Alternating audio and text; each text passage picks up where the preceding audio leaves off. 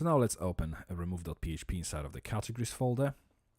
We have some content here already from the previous chapter. We keep ID and we keep isn't empty. We need new catalog, and we won't be needing product obviously because we're talking about catalog basic categories now. But we will need categories, so category equals, let's copy the name of the object, get category, and we pass this ID, and then obviously we check if is an empty category.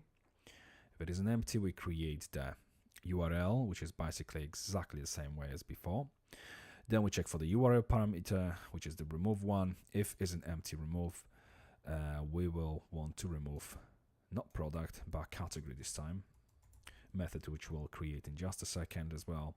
And obviously we want to remove all this from the current URL and redirect the user to the list of pages, list of categories obviously. So all this can stay the way it is. Now obviously here in the heading we need to change this to categories, and all the remaining bits can stay the way they are, as it's very obviously general kind of information. Okay, so now this is done. Let's copy remove category and open our browser, go to our catalog file again.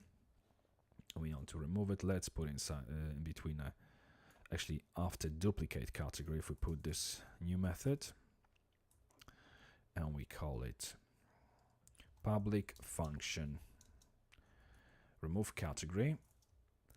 This one will take one parameter, which is basically ID of the category, by default null. So if isn't empty ID, then SQL, and between the double quotes, delete from this underscore table where ID equals, and then single quote concatenating with this db escape, and we have ID concatenating with single quote semicolon right at the end, and then this db query SQL. Okay, and if empty, return false. Okay, so our remove category is now done. We can save this file and save our remove.php. If we go back to our browser, click on remove link, we've got categories remove. Are you sure you want to remove this record? There's none. If we click on no, it takes us back.